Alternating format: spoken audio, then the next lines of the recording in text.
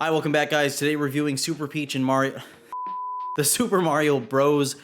Movie. Sorry, I keep forgetting the title because Luigi's not really in this film. He pops in at the beginning and then he pops in again towards the end, but he's ultimately not in this film. This review is not going to be spoiler free. We're going to jump right into the plot, talking about everything that happens very quickly, just go over the story. It's not very long, and then we'll get into all the other fun stuff like the voice castings, which were a bit controversial and had people worried about the film, and for a good reason, along with talking about people defending the film and the little squabble that's going on about whether or not a film like this should even receive critiques, which again, we'll get into, but let's just get into the plot for those who haven't seen it, or for those who might want to see it. The movie starts with Bowser and his army showing up to the Ice Kingdom where the penguins live, destroys their castle, steals their superstar that they were hiding in there. Bowser now has it. It can now make him the most powerful creature around. I don't know why the penguins didn't just use it against him, but, you know, I guess they thought that, you know, using snowballs was the better option.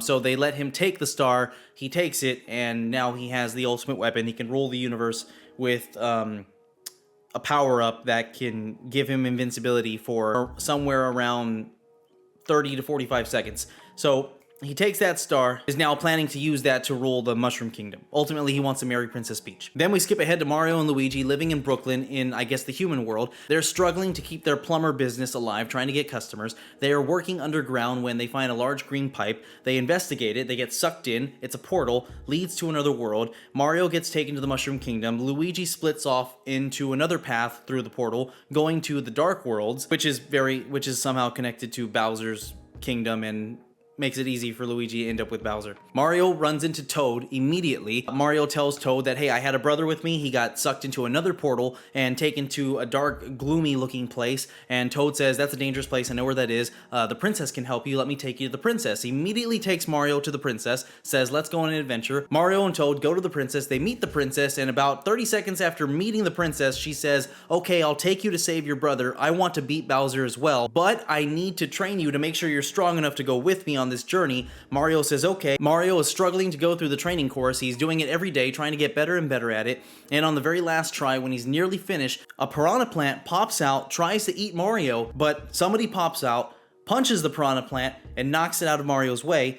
It's Luigi. No, I'm just kidding. Luigi has been captured since the beginning of the film. He was immediately captured after landing in the Dark Worlds, and he's being kept in a cage in Bowser's castle. That's where he is. After Mario's done training, him and Peach and Toad decide to go to the Kong country to ask the gorillas if they can give them some help against Bowser, borrow their army, unite their armies, and they say, no, we're not going to let you do that unless you can beat the king's son in one-on-one combat, Donkey Kong. Mario accepts the challenge, fights Kong, voiced by Seth Rogen, which, never gonna get that nightmare out of my head. Donkey Kong has now been cursed by Seth Rogen's laugh, and it's just, you know, it happened, and we can't do anything but just move on from that. Mario is losing to Donkey Kong. He's losing the fight. He's not able to beat Donkey Kong until a mysterious figure shows up and begins to help Mario fight Donkey Kong. It's Luigi. No, Luigi's not here. I'm just kidding. Luigi is still in his cage at Bowser's castle. He's not here. Mario eventually beats Donkey Kong, and then the king says, okay, you know what? I'll let you borrow my army. You beat my son, fair and square. Okay, let's work together. Let's fight Bowser. Bowser's on his way to the Mushroom Kingdom, so they know the path he's gonna take. Let's ambush Bowser on his way to the Mushroom Kingdom. Their plan of ambush is to get on go-karts and drive on the Rainbow Road, which is about a couple thousand feet above the ocean. So if you fall off, most likely you're gonna die, you're gonna drown, and these carts don't fly, they simply glide if they fall off the road, and there's nowhere to go but straight. And the road does split into a couple different lanes, but ultimately it's just a bunch of roads going in one direction in the sky, and they're riding carts that don't fly, which is, you know, it's a genius plan. Bowser shows up on an airship and releases carts of his own, and also flying minions that pick them off one by one very easily. Again, I have no idea how that happened. It was a genius plan from the start. I don't know how. I have to rewatch the film to understand how they were able to thwart that genius plan the Kongs came up with. I still can't wrap my head around that one. Anyway, Donkey Kong and Mario have been hit by the blue shell, knocks them into the ocean. Well, almost. Donkey Kong and Mario are falling off of Rainbow Road when a mysterious figure shows up driving a green cart wearing his signature green hat, swings by the edge of the road, grabs Mario's hand. Mario then grabs Donkey Kong's hand, and they've swung themselves back onto Rainbow Road, onto the back of this green cart, to reveal the mysterious figure is no other than, no, I'm kidding. He's not, no, he's still in his cage. Luigi's not here. That didn't happen. Luigi is still locked in his cage this far in the film. Mario and Donkey Kong fall to the ocean. They get eaten by a giant eel, and they are now inside its stomach, which is now a Pinocchio and the whale type situation, and they're slowly going to be digested unless they can escape. They do escape, and they're on their way to the Mushroom Kingdom. Princess Peach and Bowser are having a wedding because Bowser told her if she doesn't marry him, he's going to destroy the Mushroom Kingdom and all the toadstools living there. She agrees to marry him. She lied. She brought weapons to the wedding. She's fighting Bowser. She's fighting his minions. There's a big fight going on. Donkey Kong and Mario show up to join the fight. The hostages are being lowered into lava, and one hostage has broken out of his cage. Luigi is the one that broke out and started saving all the other hostages. I'm joking, that did not happen. Even at this point in the film, Luigi still did not break out of his cage. He's never left the cage. His cage is halfway melted in lava. Donkey Kong had to show up and start raising the cages up, and now Luigi is out of his cage. So all jokes aside, Luigi is actually now out of his cage and involved with the film, which, by the way, is just about to end. Bowser gets very angry and shoots a giant bullet bill into the air, which is going to plummet towards the Mushroom Kingdom and blow up the castle.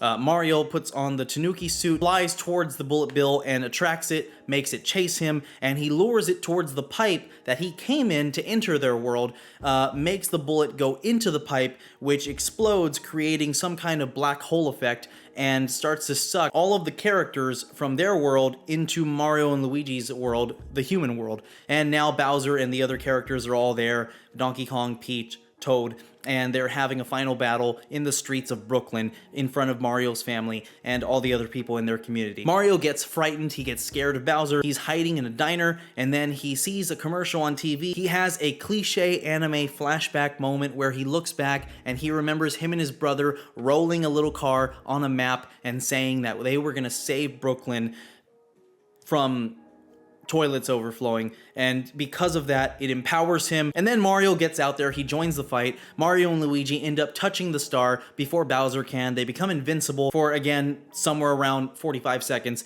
They beat Bowser up. Bowser's gone, the town is saved. Mario and Luigi move to the Mushroom Kingdom to live there happily ever after. The end. So that's the plot. Just to get to everything else, first and foremost, the plot is very fast-paced. The movie moves at a very, very quick pace. There is no time to build up characters. There's no relationships built.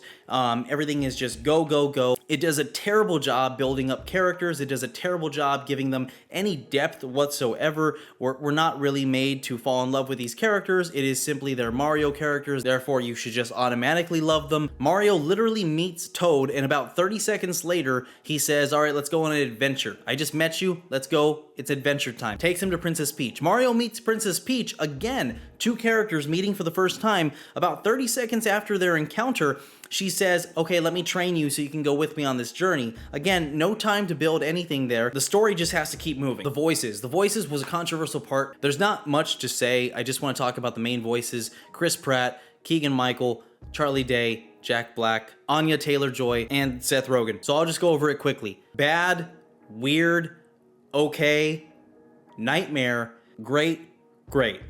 Those are my one-word responses to those casting choices. Chris Pratt as Mario was obviously cast not because they thought this guy just has a voice that matches the look of this character, who Mario is, what Mario acts like, how he talks in the games. That is not what they were thinking. That is not what they were going for. He was cast for one reason and one reason only. Name brand.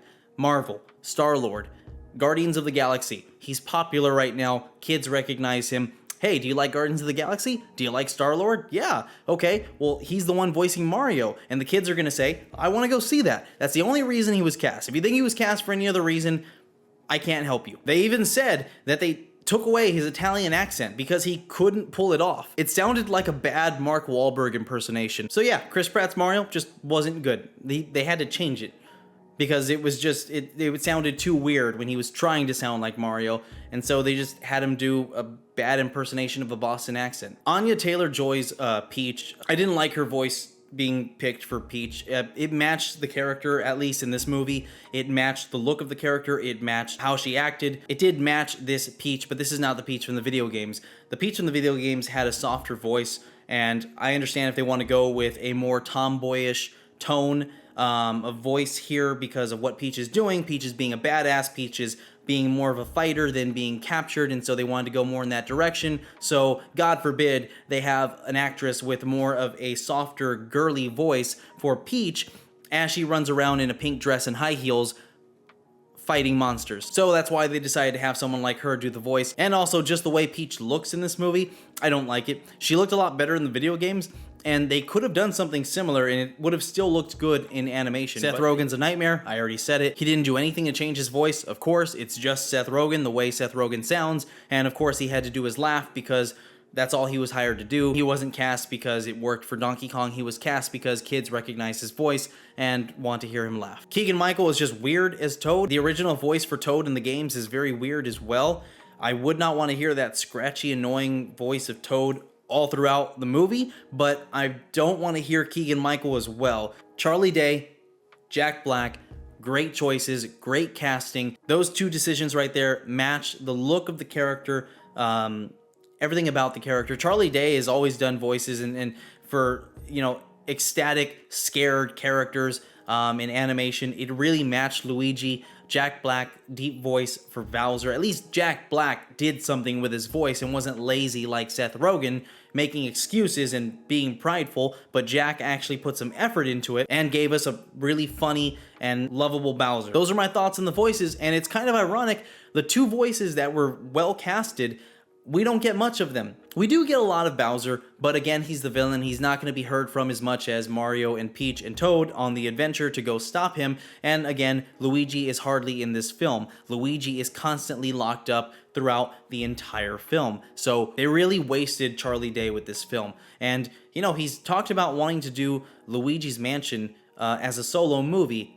I would love to see that, and I think he deserves that because I truly feel like they just wasted him here. Hopefully that movie has a better plot and the story isn't as fast-paced as this one, and just overall is a better film. Animation. The movie is beautiful. It has beautiful animation. It's very pretty, vibrant colors. It's really cool to look at. It's like an hour and a half cutscene from a Mario game, except it's the best you've ever seen. They've done a good job with that in the past with their other films, so, you know, that's expected. People were honestly looking forward to that. The music selection was good. It was really cool seeing Mario train to I Need a Hero. That was pretty cool. I liked seeing him train to that song. That was good, and there were similar moments in the movie that had some pretty fun songs that were played to things like Mario training, Mario and Donkey Kong on go-karts, and other similar situations from Mario games played to classic songs. I won't spoil them all. You can, if you want to see the film, those are some of the best moments in the movie, honestly. It had good humor. This was Illumination, so there was going to be a lot of jokes. They were going to try to make it comedic. I would say it was average in that area. It wasn't hilarious.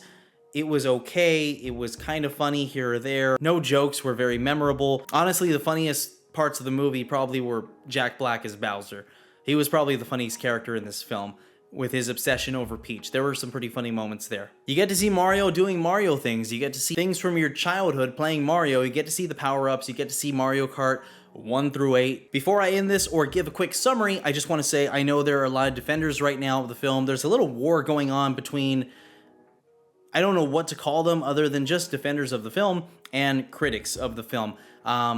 A bunch of people trying to not really defend the film by bringing up anything good in the film because there's nothing really good in the film. All I see them doing are trying to make the critics out to be weirdos or say that this film is above criticism for, again, vague reasons. I really haven't seen a good or clear answer online, but these people either love Chris Pratt religiously because he's seen as such a nice guy in real life. It seems like anything Chris Pratt is involved in just can't be criticized or looked down upon, otherwise shame on you. Or they just are the type of people that hate critics in general and are the type to say, I don't care about movie reviews, all movies are good, there's no such thing as a bad movie. I don't look at reviews before I watch a movie, I don't care about that whatsoever. Yes, you can take that, you can be a person that takes that kind of stuff too far, but they go in the opposite extreme. Or they just hate Mario in general, and that's why they don't care to hear the critiques of the film. From these defenders of the film, I see two common responses to the critics, and they're usually in this order. The first thing they'll say is, I saw Mario things. I saw Mario do Mario things. I saw power-ups. I saw go-karts. I got to see them drive them. So what? So nothing. They don't actually continue. They just put a period there because they really don't have anything else to say. You should press those people and ask them, what does that mean? You saw Mario things in the movie, therefore what? Therefore critics can't say it's a bad movie? Therefore, we can't criticize the story, the acting. We can't criticize those things. Then what was the point of making it a movie? We can just go play games. Why not just make a new Mario video game? Why did you make a movie? The critics are reviewing it as a film. They're going to review the film elements of it. They're not going to review whether or not it looks like the video game. They're going to review how well it did as a movie. So that's the first thing they'll say, which when they're met with valid arguments, they'll then go to their second response, which is usually, well, it's a kid's movie, so you're a weirdo or taking things too seriously if you critique it. So because it's more targeted towards children, it's somehow above criticism and cannot be a bad movie and has to be given a perfect score? Or a decent score? No, the filmmakers were just lazy. The writers, the directors were just lazy. They didn't care. Pixar has been setting the standard for decades, making classic films, Toy Story, Monsters, Inc., Cars, so many films over the years. DreamWorks has been doing the same thing. Disney has been lacking in recent years as everything they're making now is woke garbage, but for decades they've been showing that you can make a kids movie that can also be identified as a family movie. Not just a kids movie, but a family movie. I can't look at the Mario movie and say, this is a family movie. I can't do that because I don't see it catering towards older Mario fans, people in their 20s, teenagers, or even older children, even 10, 11, 12. I can't even see it being for them. It's more for 5 years and under. So yeah, 4 out of 10 it is. Just to summarize everything, the story is very fast-paced. The casting choices were very bad. It has a very simple plot that excludes Luigi in a film called Super Mario Bros.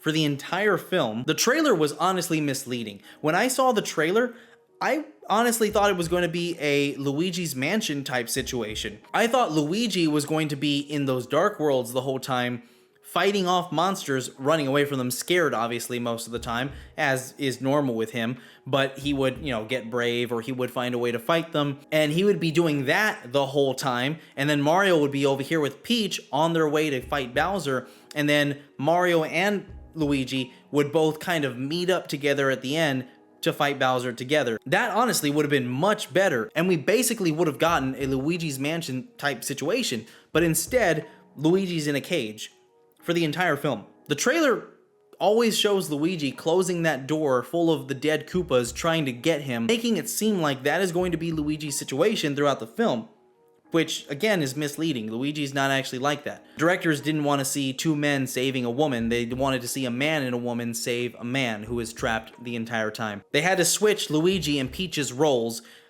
whereas they could have just had them all be free the entire time. Luigi just obviously fighting for his life in Bowser's castle. On that note, the movie wasn't exactly woke, and I appreciate that, and I notice a lot of people appreciating that as well online, but that doesn't equal a good film. I'm glad they didn't go really woke with this film, even with making Peach a strong character. They didn't really shove any political garbage down our throat with that one. They really didn't push it there. They didn't really have any dialogue that was kind of a men versus women type situation there, which I appreciate, but at the same time, they didn't have to completely swap Peach and Luigi's roles.